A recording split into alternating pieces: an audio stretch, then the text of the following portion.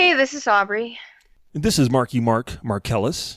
And this is your boy Joey, and we are from the So Wizard podcast telling you, please don't listen to Pint of Comics.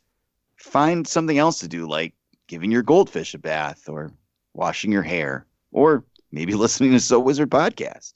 F dem hoes.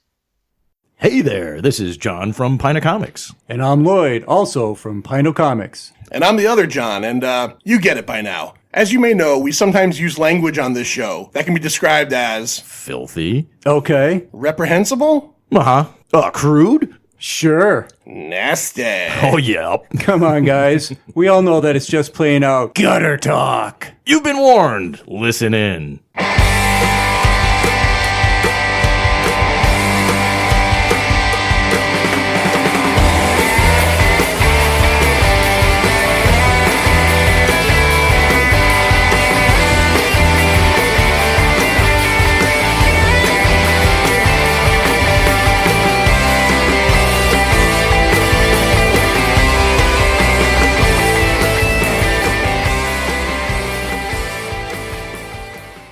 All right, welcome back to a brand new episode of Pint of Comics. I am John, and the Manster, Sir John, not here, but here. Lou, what's going on, man? Hey, what's up, John? How you doing? I haven't seen your face in ages. I know. We saw each other for a very brief period last week, socially distant. We maintained a safe social distance. And I was in a truck. You were in a truck. I was not in the truck. I was away from you. I can be a spitter when I talk, so I'm fine with that. And we discussed life and what's going on. But yeah, I don't think we've hung out in, it's probably been 2.5 months at this point. Well, let's see. The last time I actually saw you in person before the other day was Valentine's Day when we recorded a dance. Wow. Yeah. That was it. Yeah. That was the last time before everything went to hell. And this is May 8th as of this recording. Wow. So It was February 14th and then like last week. Yeah. Wow. How have you been? I've been good. How have you? Well, I mean, we talked, but how have you been? Yeah, I'm okay. I'm obviously working. You're working again, right? I know. Yeah. You at one point were, right? Didn't they send you home because there was an issue at your work? Well, they furloughed us. Right. Okay. They were doing a day a week for 5 weeks, and then I had ended up being under the weather. Nothing related to the illness, but with all the precautions going on, they're like, just go home. So right. I took my entire furlough as a week. Yeah. I have never heard the word furlough as much as I have in the last 2 months. It's a polite way. It's a polite way to say temporary layoff. Yeah, temporary layoff. Yeah. I don't think that would have worked if it was like furlough. Good no, times. It's a way to make you feel better about it. You know what I mean? Yeah. But, unfortunately, thankfully, there's people. Well, not thankfully, I should say. Unfortunately, there's people in far worse states than I am. I have to be relatively grateful. That is true. That is absolutely true. All right. Well, let's get into some good stuff. I said, hey, let's do an episode. None of us, John, myself, or Lloyd, are video game guys, but we do realize that there is a segment of our listenership that obviously cross over with video game stuff. So, and we've done it in the past with you before, where we've had you on for kind of video game centric stuff. So today I'm going to just be playing host and asking you some questions about video game stuff. So I guess let's start before we get into what have you been playing lately. What's some of the big news out in the video game world? I'm literally so out of touch with this stuff that I keep hearing that the PlayStation 5 is coming out. And to me, that sounds like, in the future. And it's this year, right? Well, as far as we know, it's the end of the year. Right. Well, okay. Let's disqualify COVID right now and just assume that that's on track for this year, right? Yeah, usually around holiday time. So you'll probably see it right around Black Friday, maybe a little earlier, sometime in October. They want them out in the stores for Black Friday and for the Christmas shopping season, assuming everything goes to plan. As far as I know, there's still no price points for the Xbox One X or the PlayStation 5, and there's no solid release dates. I mean, because remember, everything's made overseas and in China, so who knows what the production's like right now? Nobody really knows. It's just like everything else, it's up in the air. Yeah, that's 2020. 2020 is like I'll let you know. That's the under title of the year. I'll let you know. We'll see. You might open your Xbox One Xbox and like Murder Hornets might come out with it for all we know. Yeah, now the Murder Hornets are coming too. Jesus Christ!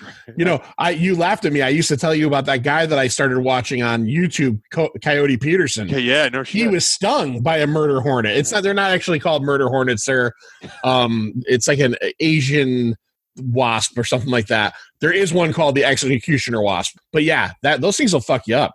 that dude actually got like a legitimate show. I saw. Yeah, he got a show after the YouTube stuff, and now he's actually like doing all these YouTube videos answering people's fears because, like, you know, they found one of these murder hornets in Washington in like September of last year. But of course, like anything else, when something like COVID happens, people start pulling like news and, you know, like looking for things like, oh my God, there was a murder hornet in Seattle. It's like we can't win with shit coming out of Asia lately. Yeah. Yeah. It's just one thing after the other.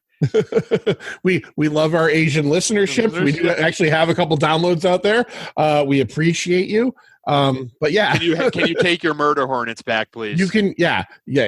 Stop with the bat soup if that's really what happened. I know that's what people say. And you could also take your murder hornets and shove them up your ass. Yeah, take them back, please. We don't need that on top of everything else going on right now. So what's some news coming up in the world of video gaming? Well, I mean, if you really want to look at it, tying it into COVID, because literally everything gets tied into COVID nowadays, the biggest news is the basic boom in the video game world. Sales numbers have been through the roof, especially in the month of March. I mean, because people are obviously stuck at home, so everyone's buying. I was looking up some numbers at work the other day just to see. Activision Blizzard, Activision publishes Call of Duty. They were saying that on average, they've had 407 million people playing their games across all their brands for each month of the first quarter of this year.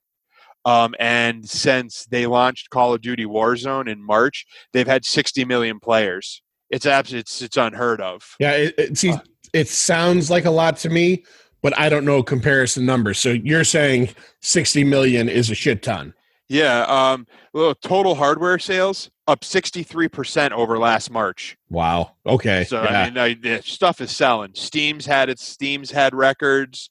Let's see. You're looking for Nintendo's posting numbers that rivaled, and for gamers, they'll understand this a little bit more. They're posting like Wii era sales in terms of the Switch and their software and everything else. I'll tell you, I know this for a fact because, so obviously Lindsay, my wife, is working from home. She has been home since March 14th. Again, it's May 8th.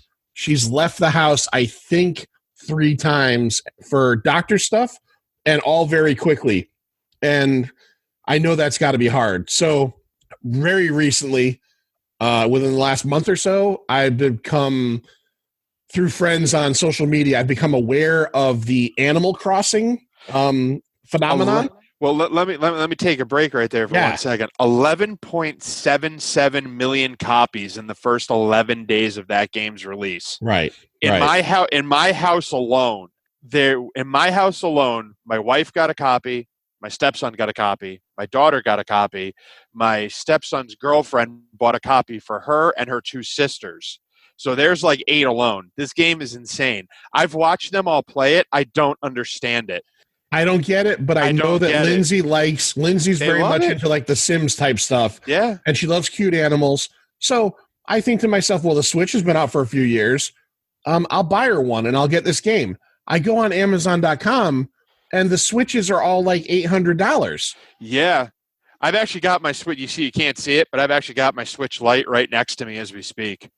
Yeah. That's what I was doing before we started. You're my hookup, man. If you see any of these Switch Lites, because I only want to get her the handheld one. Well, I'll tell you what. I was at the game. I was at the GameStop in Meriden like the week or two before they closed all the GameStops.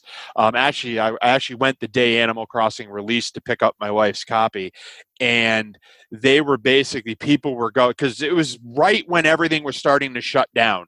You know what I mean? When Animal Right. Crossing released on the Friday, it was like within a week or two of that everything went to hell. People were going crazy trying to buy not only Animal Crossing but the Switch. And while I was up there picking up my copy for my wife, they must have had at least a dozen phone calls. And they're going, we have one Switch left. We're not holding it. If you get down here, it's yours. If not, it's gone. And people were coming in while I was down there. They had sold the one because I was there just looking around. I always browse. They had sold the one, and then people who had called on the phone were coming in, and they're like, well, we sold it. And people, I mean, you can tell right then that something was up. You know what I mean? That not only was this game going to be huge, but the fact that it was moving that many systems along with it. Because I think people saw this on the horizon. I'm always on the wrong side of history. I didn't think about it until the quarantine was well and way, and I see all these friends of mine on Twitter and Instagram, and they're all obsessed with this fucking game, and like obsessed. They are. And I'm seeing stories about I think one of them I read was Elijah Wood, celebrities showing up in people's games, Well, I just saw a story online that and keeping the political end out of it, that the representative out of New York, Alexandria Ocasio-Cortez, yes, I guess she's gotten big into the Animal Crossing, and Danny Trejo. She's visiting people like her followers' islands and stuff. Yeah, Danny Trejo is doing it. It's I want to hang out with Danny Trejo, in a video game world. Yeah. But yeah, it's a force of nature. And I'll tell you what, my wife plays the damn thing incessantly, and she'll sit there on the couch next to me. And I just watch her, and I'm just watching her. I'm watching her play, and I just keep looking at her going, what in the hell is this game about? I just don't get it because it's not my speed. You know what I mean? Yeah, no, yeah. She's you just chill. I'm like, I've watched you for 25 minutes walk around watering plants and then fish a little bit. Yeah. That's what I've seen you do. And she's like, yeah. It's your moment of zen in video games. I guess so. I'm like, what the hell's the point? She's like, there really isn't one. I'm like, okay, whatever floats your boat, kid. Now tell me if this is true, because I heard this, and it's simultaneously brilliant on Nintendo's part if it's true, and it's also kind of a huge fuck you to the people who buy these games. Is it true that if you have a game that you cannot have multiple islands on the game? So essentially, if you wanted your island, you'd have to have your own copy of the game. Okay, the way it works, to the best of my knowledge, and I actually saw an article on this, and so like I said, my knowledge on Animal Crossing is limited to what I overhear in conversations in my house and everything else, and what I've read. You can have multiple accounts on one Switch for Animal Crossing, but the progress on an island is only linked to the primary console So owner. somebody can come in, do a million things, but And when it that doesn't count. Right. It's good that somebody can't fuck up your island, but it's bad that somebody can spend that much time doing something and no result. None of it really matters. Right. Towards the progression of the island. I could be completely wrong, but that's how I read the article. All right. Well, if you're a listener and you're an Animal Crossing fan, maybe you can drop on our Twitter. We'll put out a little link, and you could drop. Maybe is there a link? Maybe we can give them out to Jody and your kids so they can all play together. There's friend codes. Drop your friend codes, and we'll give them to Lou's wife, and you can be friends with Lou's wife. And you could tell us if Lou is totally wrong about how the game works in terms of that thing. So I don't think I am, though. Okay. I also found out that there is a significant black market surrounding Animal Crossing, which blew my mind. Of course there is. I mean, it's insane. I was reading about scams happening in this game. I don't necessarily understand it, but people are strange.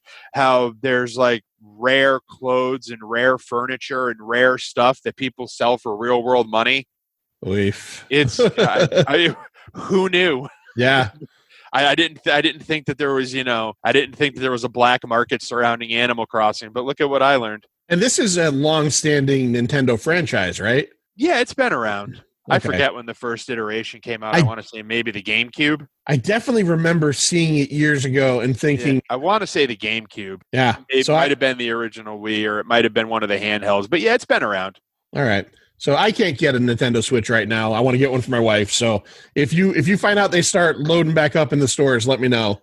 Yeah. Because I'll definitely pick one up. So what else? What else is happening in the world? I had a bunch of sales figures. I mean, they obviously, much like everything else in the world, got canceled. They canceled the Tokyo Game Show, which was supposed to be in September. They canceled E3 in June, planning on going to digital events. The individual manufacturers like Sony, Nintendo. Nintendo's always done their Nintendo Direct. Well, for a long time they have, so that's really nothing new for them. But yeah, I mean, the big events have been canceled, obviously, because of Corona. Ubisoft announced Assassin's Creed Valhalla the other day and put out a really awesome looking trailer. That was a game. I tried one of them. I think it was like 2, and it was just a game I couldn't get into. But obviously, it's super popular. Because it's on like its 6th or 7th. Well, you know what's cool about Assassin's Creed? You know how you said ages ago that you like what they did to the Fast and the Furious franchise, where like, they completely reinvented it. Yeah, it went from being a car racing movie to like these like high octane heist movies. Yep, they kind of did the same thing with Assassin's Creed. Assassin's Creed was never really a game franchise I was all that into. I didn't care all that much for it. I didn't like the way it was structured or the way it played. But then when they came out with Origins, they basically completely redid the way the game plays. They basically stripped away all that animus stuff and traveling back and forth through time. I mean, it's still there, but nowhere near as prevalent. And they basically turned it into a full-fledged RPG, which it wasn't before that.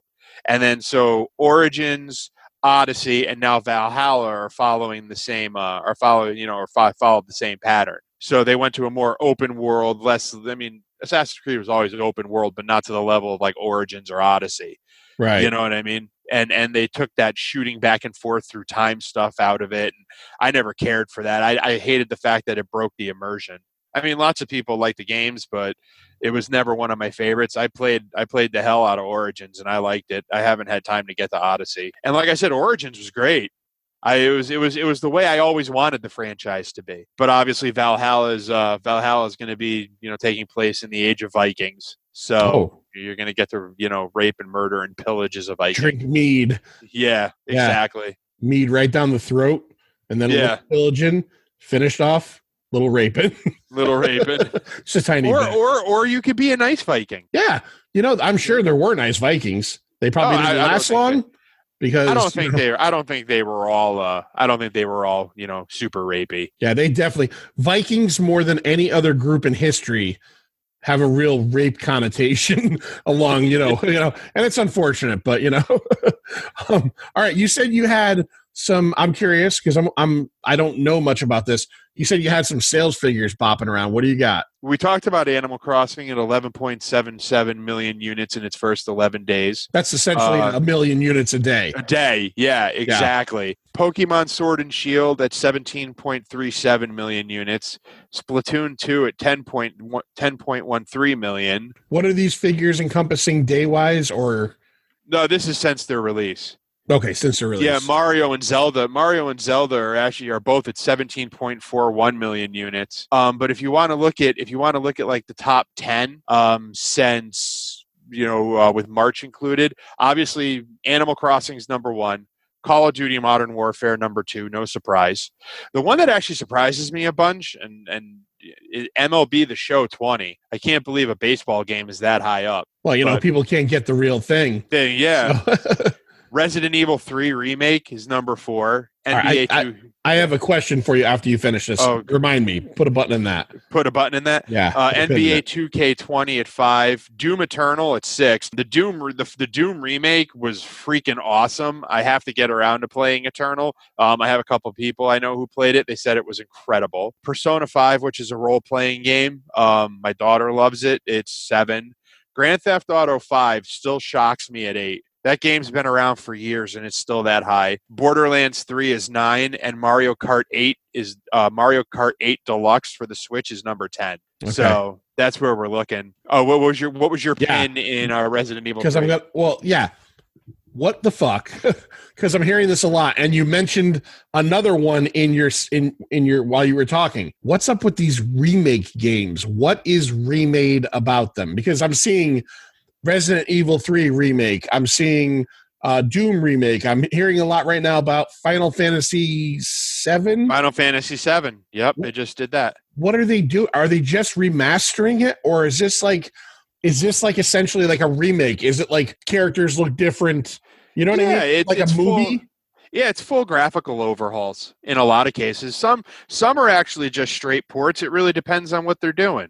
Like Resident Evil 3, it's complete graphical overhaul.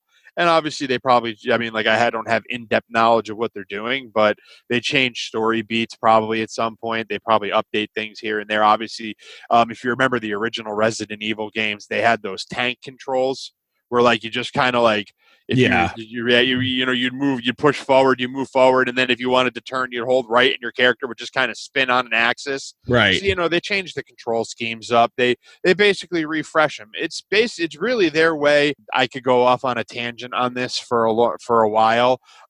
It's basically treading on nostalgia to make the most money for the most minimal amount of effort humanly possible. All right. Kind of like Hollywood does. Yeah. It's like, hey, you know what? Why come up with a new property when we can just remaster this and throw it back out in theaters and people will go to see it? Well, hey, look, if it works for them, it works, and it works for TV, right? Because TV, you're seeing all these, hey, it's this show ended and now we're doing a new season 10 years later.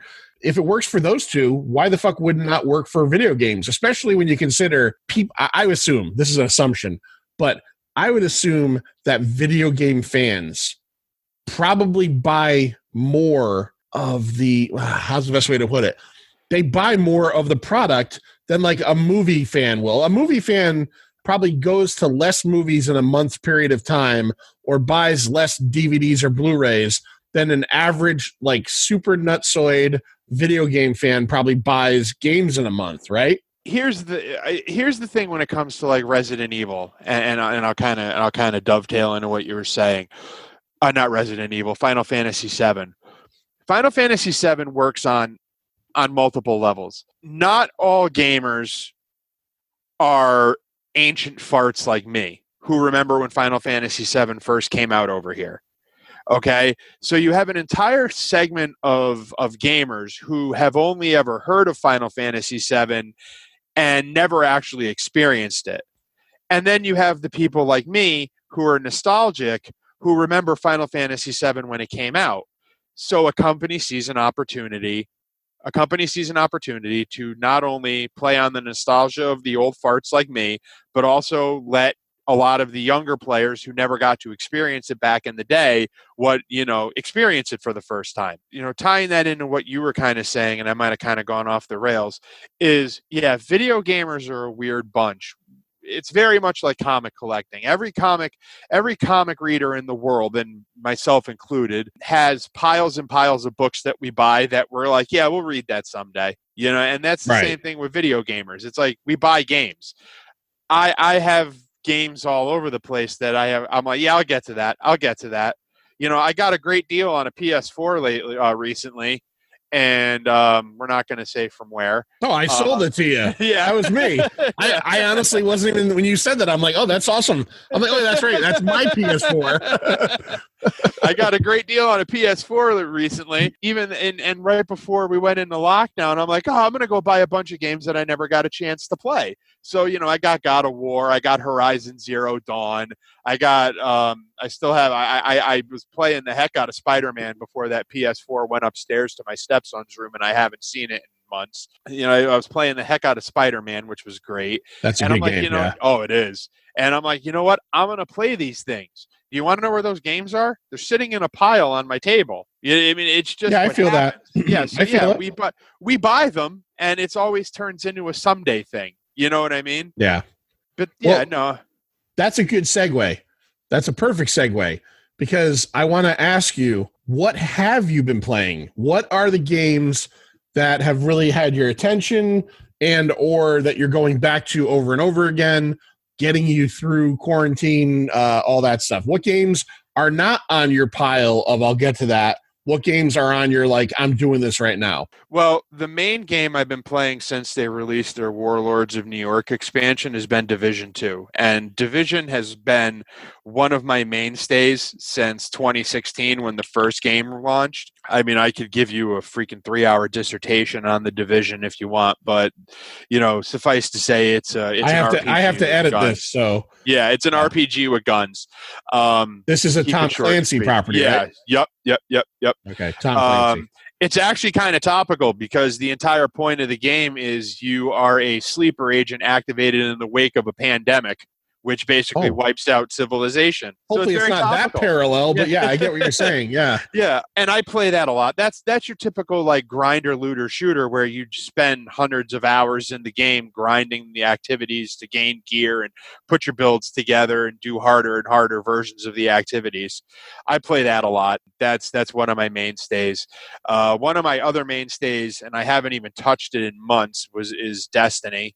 Destiny 2 at this point. I've played that since basically it came out, but yeah, that game's kind of gone down the shitter, so I haven't touched it in ages. I've been playing, because I kind of go on again, off again with it, Breath of the Wild, because the game Zelda, because it's just so large that like what happens is I go away from it for a while, I play other stuff, and then I come back to it and I get hot and heavy with it for a while, and then I kind of go off of it and I go to other things. You made that sound in one sentence like you were having sex with the game by saying hot and heavy.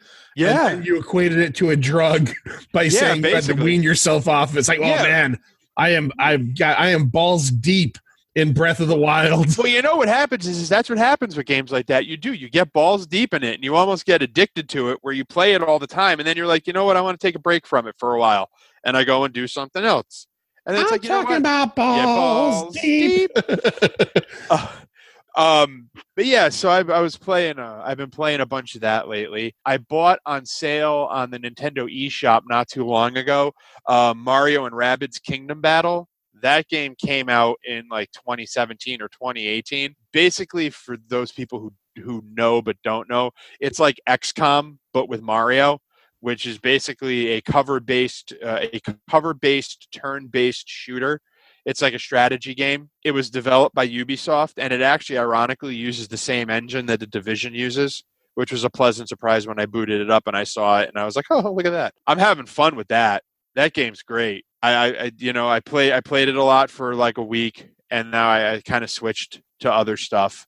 But I'll go back to it. My wife's actually ahead of me in it. You obviously do research, and I'm sure you're not just buying things blindly.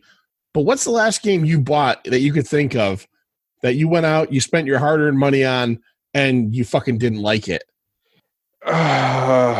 God, that I went out and I bought that I didn't like. You're like, shit, I just wasted $60 on this thing. Honestly, I can't think of anything that I bought that I absolutely detested. Because, like you said, I research things. I look at videos. I read reviews. I also know what's in my wheelhouse. Right. You know what I mean? I know I kind of lean myself into what I know I'm gonna like.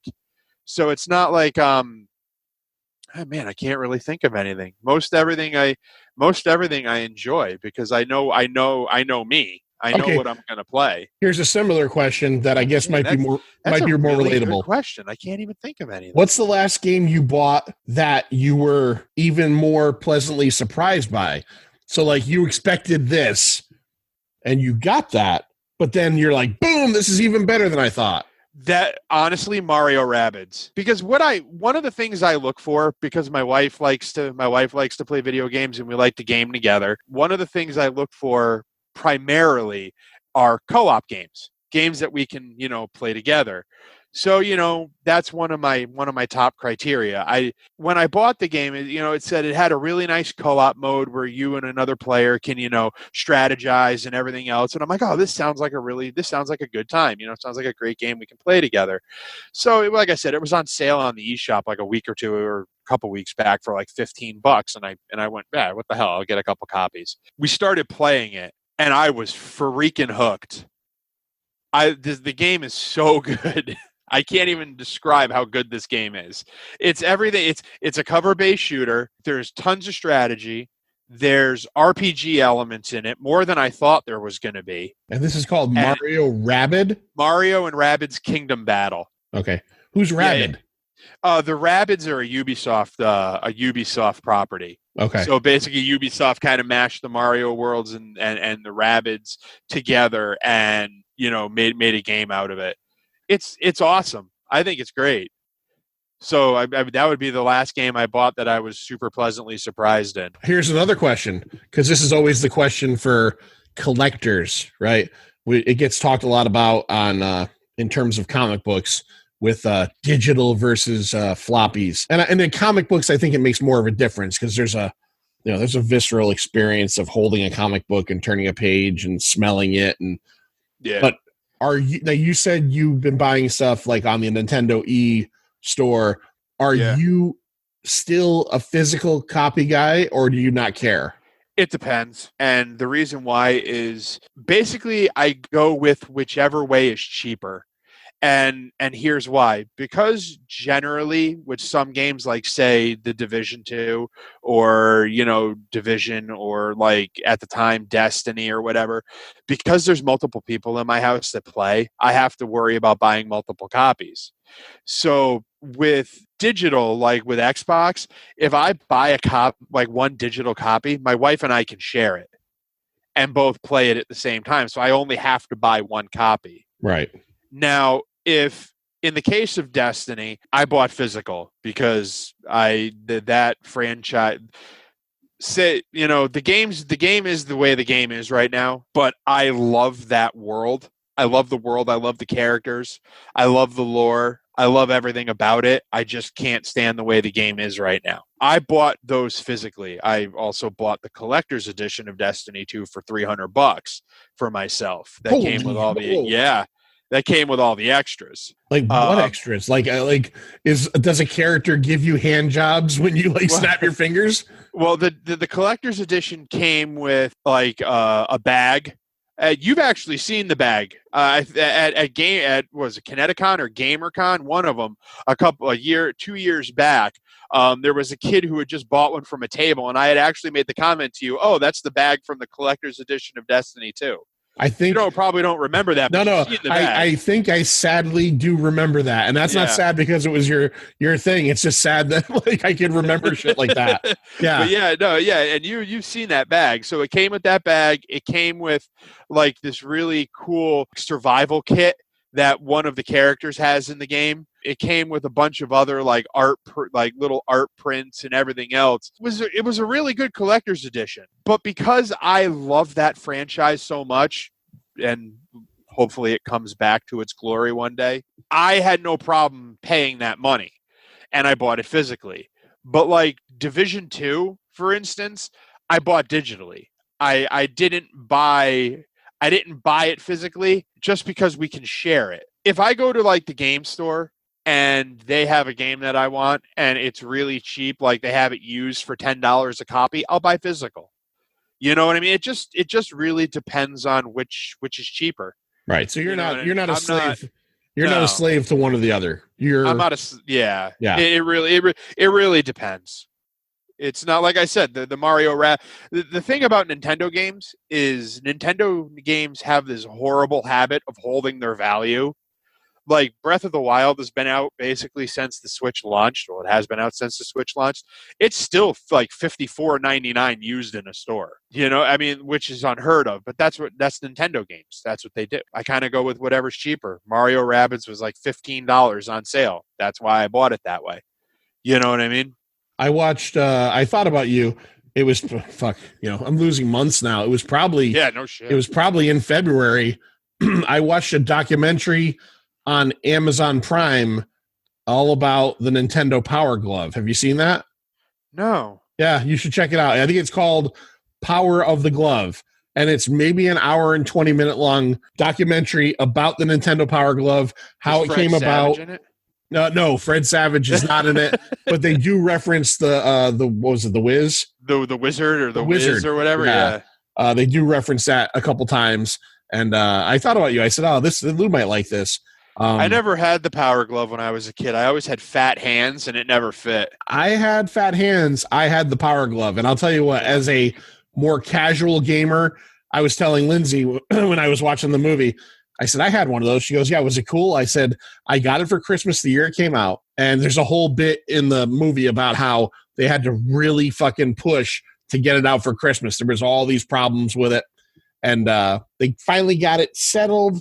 They were putting instruction sheets in the boxes like up until like 3 weeks before Christmas because I guess something happened where Nintendo, the company, didn't approve the instructions, so they made them rewrite them.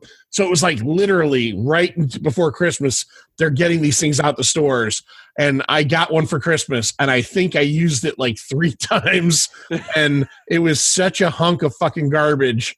But I will admit, I wish I still had it because, you know, I'd give it to you. It's a piece of video gaming history. Collectors go crazy for shit like that. Yeah, there's a dude in the documentary, lives in New York City, that like he's known amongst like all like video game, like hardcore video game fans, and he wears the glove all the time.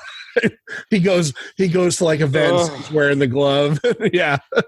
Oh my God. Yeah, check it out. You got to watch that. Power of the Glove, I think it's called, on Amazon Prime. Very, very, very interesting. Nerdy. Very nerdy. Super nerdy. Yeah. Super nerdy. Yeah. All right. So I guess I got another question. We talked a bit about PlayStation 5 and what is the Xbox called? Xbox One X. Jesus, that's kind of redundant. Which I hate because its code name was Project Scarlet, and that they should have just stuck with that because their code names are always way cooler than the eventual names of their systems. Yeah, Scarlet's a better name than Xbox X1 or One X. Xbox One X. Now I know you're a Microsoft guy over Sony. Yes. But let's just say perfect world, COVID goes and fucks itself, murder hornets turn around and go fuck themselves, and we're back back home. Yeah, we're back to like semi-normal, United States life. Are you buying these? Or I'm assuming you're buying Xbox no matter what. But is PlayStation 5 in your wheelhouse? Generally, no. Yeah. Here's my thing with the PlayStation. The controller fucking sucks. Is the controller the same? Oh, it's the same layout. It's terrible. I hate it. It hurts my hands to use. I don't like the thumb position. I don't. Is it Western style? Yeah, basically thumbs down. Yeah, exactly. And that's honestly my number one reason why I'm an Xbox person over a PlayStation person. The controller for the Xbox is just heads and tails better. It's more comfortable for me to use. And I know people might think that's crazy, but for some odd reason, the layout of the DualShocks controllers, it hurts my hands. The only upside is nowadays with the advent of scuff controllers and third-party controllers, you can buy like a high-end controller, and so it kind of makes it a little bit easier. So maybe I'll consider doing that. I'm anticipating probably $500 to $600 for the system at launch. Holy shit! Yeah, probably. Yeah. And well, hey, thank you, stimulus check. You know what I mean? Yeah. Stimulate the economy.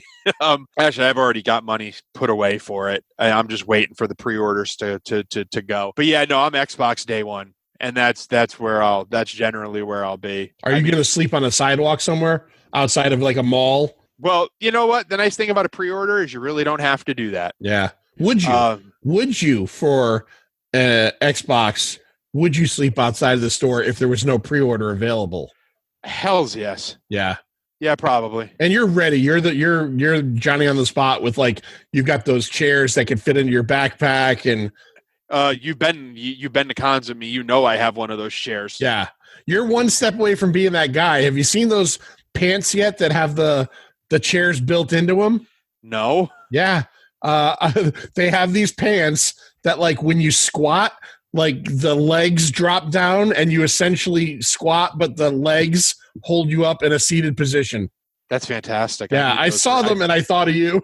When we eventually go to cons again, I need me a pair of those. Yeah.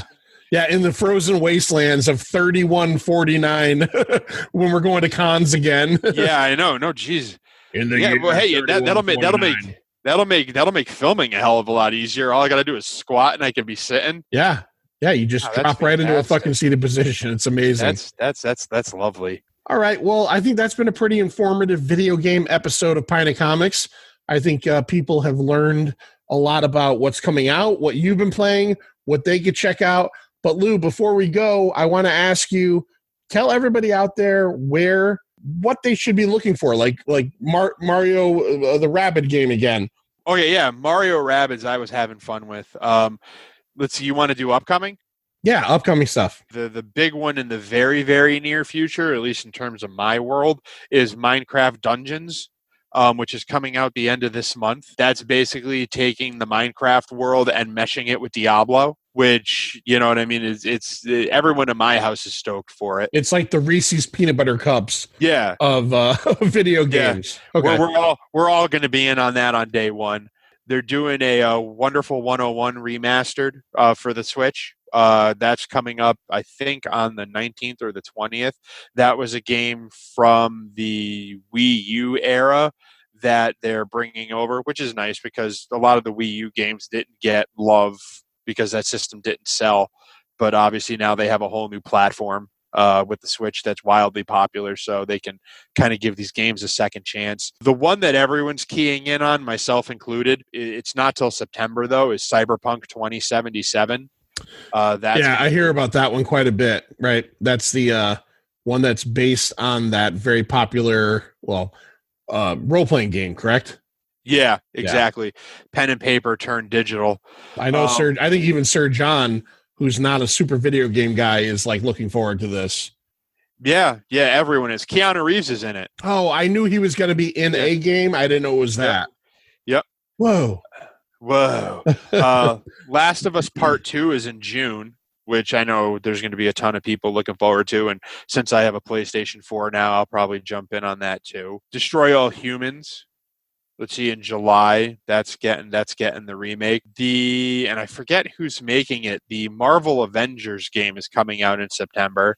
I saw that at New York Comic Con. With that really weird looking Captain America and Black Widow. Yeah, because didn't that one, if I'm correct, even before COVID get pushed back? Yeah. Yeah.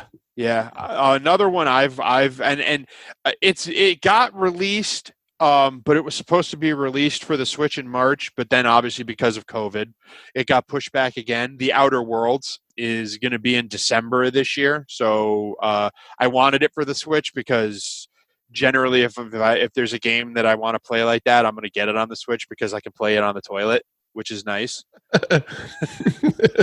Very honest. We're very honest here. You know what? What else, man? You can take it with you anywhere. Yeah.